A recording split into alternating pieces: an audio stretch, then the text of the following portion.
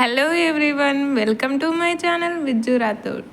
ఈరోజు మనం చేసుకోబోయే రెసిపీ సాంబార్ ఎలా చేసుకోవాలో చూసుకుందాం. 2 గ్లాసెస్ కందిపప్పు తీసుకోవాలి. కందిపప్పును బాగా వాష్ చేసుకుని అరగంట పాటు పక్కన పెట్టుకోవాలి. నిమ్మకాయ సైజ్ అంతా చింతపండు తీసుకొని చింతపండును నానబెట్టుకోవాలి ఒక 10 మినిట్స్. సాంబార్కి చింతపండు ఎక్కువనే పడుతుందండి, కొంచెం ఎక్కువ నానబెట్టుకోవాలి. బెండకాయ, టమాటా, ములక్కాడ, ఆనియన్స్, అనక్కాయ, పచ్చిమిర్చి, కరివేపాకు, కొత్తిమీర.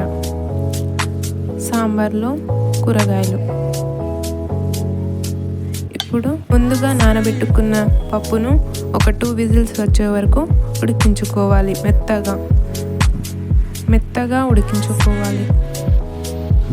ఇప్పుడు గరిటెతో అయినా పప్పు గుత్తితో అయినా మెత్తగా మ్యాష్ చేసుకోవాలి. బాగా మెత్తగా మ్యాష్ చేసుకోవాలి. ఇలా మ్యాష్ చేసుకున్న తర్వాత పక్కన పెట్టుకోవాలి.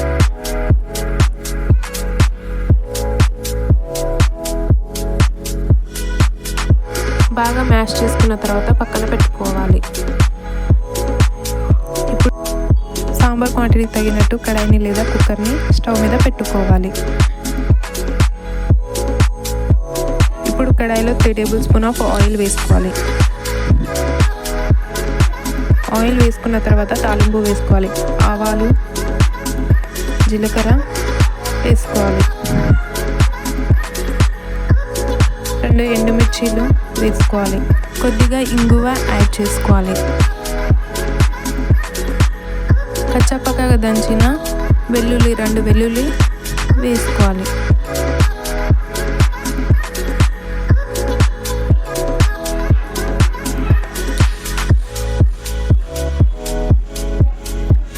తాలింపు వేగిన తర్వాత కరివేపాకు వేసుకోవాలి.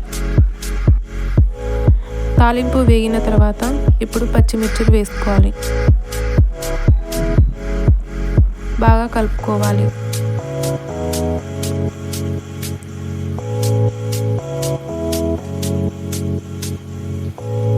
ఇప్పుడు ఆనియన్స్ వేసుకోవాలి. ఆనియన్స్ వేసుకున్న తర్వాత బాగా కలుపుకోవాలి. గోల్డెన్ బ్రౌన్ కలర్ వచ్చేంత వరకు ఉంచాలి. ఇప్పుడు మూత పెట్టుకోవాలి. గోల్డెన్ బ్రౌన్ కలర్ వచ్చినాక బాగా కలుపుకోవాలి. ఇప్పుడు ములక్కాడ వేసుకోవాలి. బాగా కలుపుకోవాలి.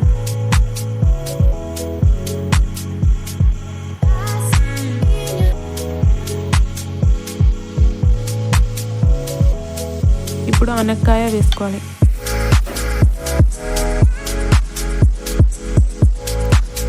బెండకాయ, టమాటా వేసుకోవాలి.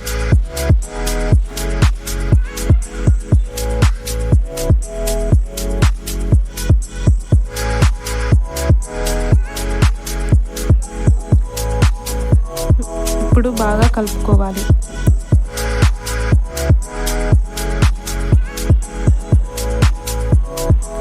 ఒక టేబుల్ స్పూన్ పసుపు,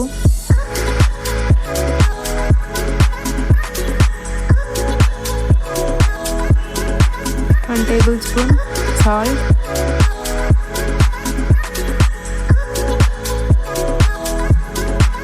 మీకు టేస్ట్కి తగినంత ఉప్పు వేసుకోవాలి. ఇప్పుడు 1 టేబుల్ స్పూన్ కారం వేసుకోవాలి. పచ్చిమిర్చిలు వేసుకున్నాం కాబట్టి కారం చూసుకొని వేసుకోవాలి.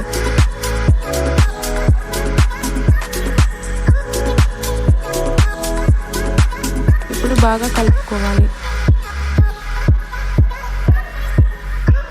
మరీ ఎక్కువ కూరగాయలు ఉన్న సాంబార్లో బాగోదండి. సాంబార్ క్వాంటిటీ బట్టి కూరగాయలు యాడ్ చేసుకోవాలి. ఇప్పుడు ముందుగా నానబెట్టుకున్న చింతపండు గుజ్జును యాడ్ చేసుకోవాలి.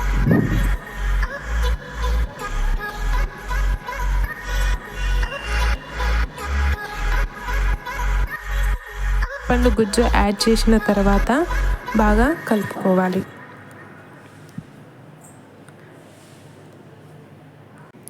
ఇప్పుడు సాంబార్ పౌడర్ని యాడ్ చేసుకోవాలి. సాంబార్ పౌడర్ని వాటర్లో యాడ్ చేసుకొని వేసుకోవాలండి, లేకపోతే అది గడ్డలాగా ఉండిపోతుంది.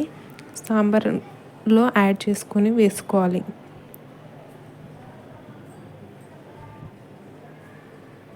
వాటర్లో వేస్తే మంచిగా ఉంటుంది. ఇప్పుడు సాంబార్ పౌడర్ని యాడ్ చేసుకోవాలి. కూరగాయలు బాగా మెత్తగా ఉడికిన తర్వాత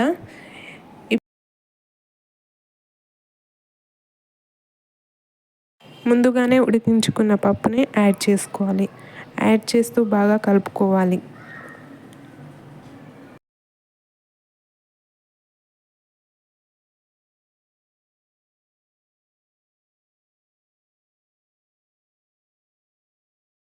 సాంబార్ మరిగిన తర్వాత కొద్దిగా కొత్తిమీర యాడ్ చేసుకోవాలి.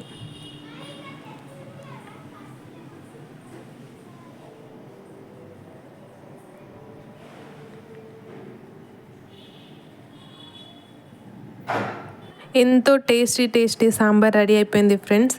ఇది బ్రేక్ఫాస్ట్లో తినొచ్చు, రైస్తో కూడా తినొచ్చు. మీరు కూడా ట్రై చేయండి. Please like, share, comment and subscribe.